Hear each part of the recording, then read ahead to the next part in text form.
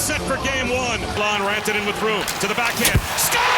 Duchesne! You guys lost us, the Dallas Stars, and that's the bottom line. Fans take aim at city officials with the Stars and Mavs both leaving the AAC. The Stars are moving to Plano, the Mavericks are leaving north. Tonight, Mavs minority owner Mark Cuban reveals his concerns about the plan. And as the Spurs tip off the NBA Finals, fans are showing just how deep their passion runs. Rain does stay in the forecast. I'm talking showers and thunderstorms. The weekend outlook, the rainfall timeline coming up. We have a jury in the Frisco track meet stabbing trial, but the defense has raised a challenge about the racial identity of 3 people excluded from that jury. The latest on what happened in court and the reaction to it. Plus, the dangerous parasite that could drive up the price of beef in Texas. And the high cost of jet fuel forcing American Airlines to cut some routes this summer. A vacation in this economy? Yeah, how you can save some money if you just do double the work, which kind of makes it seem like you're gonna need that vacay even more. I'll explain why it's worth it though, ahead, right on the money. For a quarter century, the American Airlines Center has been home to some of our biggest sports moments, concerts, and celebrations. Yeah, but with the Mavs and Stars playing in new arenas, some fans think downtown Dallas is on the verge of losing its identity. And Mark Cuban is one of them. Teresa Woodard has new reaction from the Mavs minority owner tonight. Teresa? Yeah, Chris and Cynthia, Mark Cuban told me tonight he has, quote, a lot of concern for businesses down here, for people who live down here, just so they can be close to the games. And he is hoping that both teams will do something for them. But here's the deal. There are people who say this whole situation is not doomsday for downtown Dallas. A party on the street, then legends on the stage. That was the 2001 American Airlines Center debut. 25 years later, is this the demise? I think less than people fear. Experts in sports management don't think so, but some in Dallas sure do. You guys lost us, the Dallas Stars. Even Mark Cuban, now minority owner of the Mavs, said he has a lot of concern about losing 2 teams in 2 days, telling me, quote, "It wouldn't shock me if landowners down there tried to work together to find some way to use the AAC. I don't know what that would be." The AAC you will feel, so I'm not worried about that. Bob here leads the University of North Texas's sports innovation space and thinks the loss could be more emotional than economical.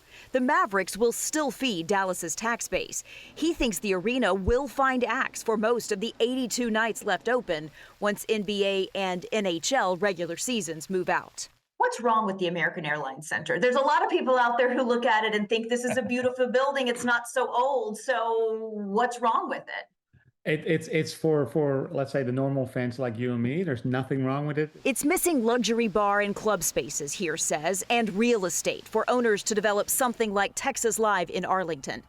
As for disappointment in downtown. Let's define fan here. I'm a fan. I live in Frisco, and I had a wonderful day because both my teams are going to move closer to me. He's a reminder. As a non-Dallas Dallasite, it's relative. I'm just excited. In Dallas, I'm Teresa Woodard.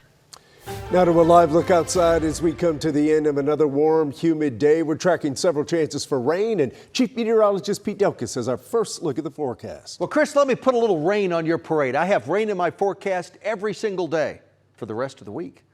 Some days it's higher than others. Outside right now, had a couple of thunderstorms. Saw a little bit of lightning here about an hour and a half or so ago. A couple little showers and thunderstorms have popped up. They won't last very long. As we head through the overnight, we will dry out as we head through the overnight. I mean, maybe we have another shower or strike of lightning for the next hour, but that's it. And then it's calm overnight. We start tomorrow at 72 degrees. We're at 79 by 9 in the morning, 85 at noon, 87 is the high tomorrow at 4 p.m. Then 7 p.m. we're at 83. But I do have a little rain tomorrow. A little rain tomorrow, a little more on Friday, a lot more on Saturday, and a little less on Sunday. My 14-day forecast coming up. Make sure you've downloaded our free streaming app to your TV to track any storms that move through North Texas. WFAA Plus gives you access to live radar and weather updates. Tomorrow marks 1 week since a deadly apartment explosion in Dallas, and tonight the Oak Cliff community gathered to remember the 3 people killed with a silent vigil. Loved ones and neighbors remembered Sylvia Collins, Marisol Perez, and Perez's 18-month-old son, Eric. The residents displaced by the blast were lifted in prayer. In the silence, en el silencio, we renew our commitment renovamos nuestro compromiso to love our neighbors de amar a nuestros vecinos as we love ourselves. Cliff Temple Baptist Church and Mission Oak Cliff led the brief ceremony. You know, Oak Cliff is a tight-knit community. Faith leaders stayed after the vigil to offer support and prayer to members of the community.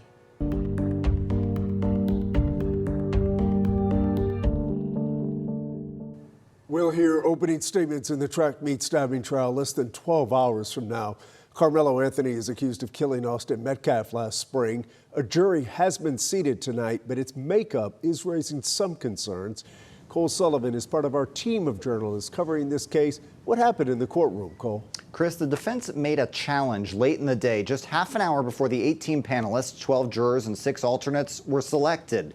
The defense says 3 people the prosecution succeeded in removing from the jury were the only 3 left in the pool who said they were African American.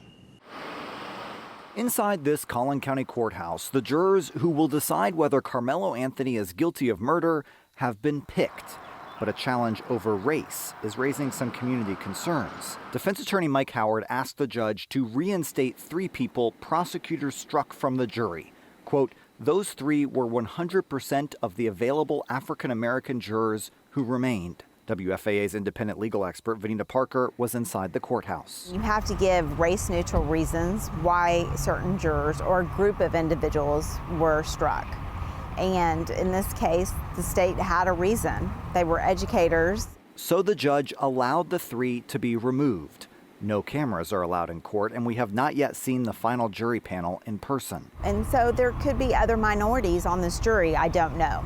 But the move is causing concern from activists. The Next Generation Action Network says, quote, when qualified jurors are excluded in a manner that appears to systemically eliminate representation from a community directly impacted by the outcome of a case, it creates legitimate concerns about whether justice can truly be administered fairly and impartially. The rest of jury selection Wednesday was more typical, Parker says. They went over everything that you would go in a normal murder case. More than 3 hours of questions for hundreds of jurors included topics like self-defense, Anthony's age, and whether his race would affect potential jurors' ability to be impartial. The 18 selected will be back at this courthouse for opening statements in the morning. Being a juror, and especially this kind of case, it's a big burden. There is a gag order in this case, so the lawyers and families involved cannot tell us what they think of what happened today. We did not hear much about Austin Metcalf. The defense attorney says they can't get into the facts of the case during jury selection, but that will change with opening statements first thing in the morning. Back to you. All right, thanks, Cole. With no cameras allowed in the courtroom, you can trust our team to serve as your eyes and ears.